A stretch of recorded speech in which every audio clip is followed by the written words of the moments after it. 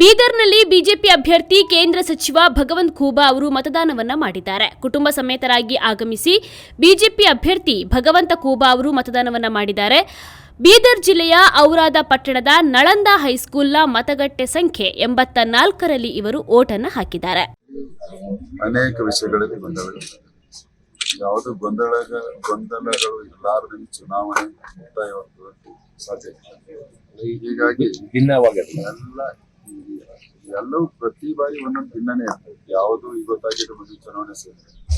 ಹೀಗಾಗಿ ಈ ಗೊಂದಲಗಳನ್ನ ಬಿಟ್ಟು ಕೂಡ ಕಾರ್ಯಕರ್ತರು ಸಾಕಷ್ಟು ಪರಿಶ್ರಮ ಮಾಡ್ತಿದ್ದಾರೆ, ಮುಖಂಡರು ಸಾಕಷ್ಟು ಪರಿಶ್ರಮ ಮಾಡ್ತಾರೆ. ಮತದಾರರು ಮೋದಿ ಹೆಸರ ಮೇಲೆ, ದೇಶದ ಹೆಸರ ಮೇಲೆ ನನಗೆ ಗೊತ್ತಿಲ್ಲ ತಯಾರಾಗಿದೆ. ಹೀಗಾಗಿ ಕಳೆದ ಚುನಾವಣೆಯಲ್ಲಿ ಸುಮಾರು 30,000 ಲೀಡ್ ಇತ್ತು. ಈ ಸರ್ತಿ ಒಂದು 35,000 ಮೇಲ್ಪಟ್ಟಿಗೆ ಒಂದು ಕಾಂಗ್ರೆಸ್ಸಿನವರು ಸೋಲುವ ಅವಕಾಶವಾಗಿ ಕೊನೆಗೆ ಭ್ರಷ್ಟಾಚಾರದ ಮೂಲದಿಂದ ಗಳಿಸಿದಂತ ಹಣವನ್ನು ಜನರಿಗೆ ಕೊಟ್ಟು ಮತಗಳನ್ನು ಖರೀದಿ ಮಾಡಬೇಕಂತ ದುಷ್ಕೃತ್ಯದಲ್ಲಿ ನಿರತರಾಗಿದ್ದಾರೆ. ಆದ್ರೂ ಕೂಡ ಮತದಾರರ ಮನದಲ್ಲಿ ಈ ಚುನಾವಣೆಯಲ್ಲಿ ಏನು ಚಿಂತನೆ ಇದೆ, ರಾಷ್ಟ್ರ ಪ್ರಥಮ ಅಂತ ಆ ಚಿಂತನೆ ಎದುರು ಅವರ ಹಣ ಏನು ಕೆಲಸ ಮಾಡುವುದಿಲ್ಲ ಅಂತ ನನ್ನ ವಿಶ್ವಾಸ. ಭಾರತ ವಿಶ್ವ ಸ್ತರದಲ್ಲಿ ಸ್ಥಾನಮಾನವನ್ನು ಗಳಿಸಿದ್ದಾರೆ ಮತ್ತು ಪ್ರತಿಯೊಬ್ಬರ ಜೀವನದಲ್ಲಿ ಬದಲಾವಣೆ, ಅಮೋಘವಾದಂತಹ ಮೂಲಭೂತ ಸೌಕರ್ಯಗಳಲ್ಲಿ ನಿರ್ಮಾಣ.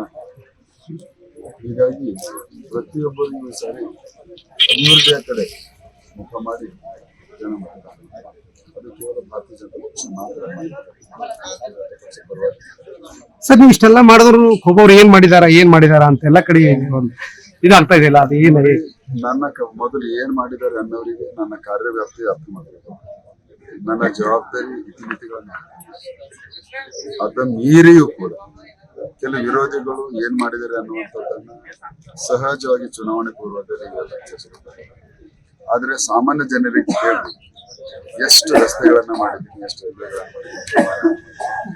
ಮತ್ತೆ ಸಾಮಾಜಿಕ ಸುರಕ್ಷತೆ ಯೋಜನೆಗಳು ನಮ್ಮ ಜನರಿಗೆ ತಂದು ಮುಡಿಸೋದ್ರಲ್ಲಿ ಅತಿ ಯಶಸ್ವಿಯಾಗಿ ನನ್ನ ಕಾರ್ಯವನ್ನು ನಿರ್ವಹಿಸಿದೆ. ಸುಮಾರು 1 ಲಕ್ಷ ಕೋಟಿಗೂ ಹೆಚ್ಚು ಅನುದಾನವನ್ನು 10 ವರ್ಷದಲ್ಲಿ ಕ್ಷೇತ್ರದ ಸಾಮಾಜಿಕ ಸುರಕ್ಷತೆ ಯೋಜನೆಗಳಲ್ಲಿ ಅಭಿವೃದ್ಧಿನ ಮಾಡಿದೆ. ಕಳೆದ 65 ವರ್ಷಗಳ ಕಾಲ ಬಹುತೇಕ ಕಾಂಗ್ರೆಸ್ಸಿನ ಸಂಸದರು, ಕಾಂಗ್ರೆಸ್ಸಿನ ಸರ್ಕಾರ, ಅದರ ಮಧ್ಯದಲ್ಲಿ ಅವ್ರು ಏನು ಮಾಡ್ಲಾರ್ದಲ್ಲ ಇವಾಗ ಮಾಡಿದ್ರು. ಇದರ ಅರ್ಥ ಕಾಂಗ್ರೆಸ್ಸಿನವರು ಮಾಡಿದ್ರೆ ನಮಗೆ ಅವಕಾಶ ಸಿಗ್ತಿದೆ, ಕಾಂಗ್ರೆಸ್ನಿಗೆ ಅವಕಾಶ ಕೊಟ್ಟಿಲ್ಲ. ಈ 10 ವರ್ಷದ ಕಾಲದಲ್ಲಿ ಅವಕಾಶವನ್ನು ಸದ್ಬಳಕೆ ಮಾಡಿದ್ರು. ಹೀಗಾಗಿ ಏನ್ ಮಾಡಿದ್ರು ಅನ್ನೋದ್ರಲ್ಲಿ ಎಲ್ಲ ಉತ್ತರ ಕೊಟ್ಟಿದ್ರು. ಜನನು ಕೂಡ ಈ ಚುನಾವಣೆ ಮತದಾನ ಇದೆ 4ನೇ ಜೂನ್ಗೆ ಅದ್ರ ಉತ್ತರವನ್ನು ಕೊಟ್ಟಿದ್ರು. ಪಕ್ಷ ವಿರೋಧ ಏನ್ ಮಾಡ್ಯಾರಲ್ಲ ಸರ್, ಅವ್ರಿಗೆ ಏನಾದ್ರು ಕ್ರಮ ಪಕ್ಷ ತನ್ನದೇ ಆದ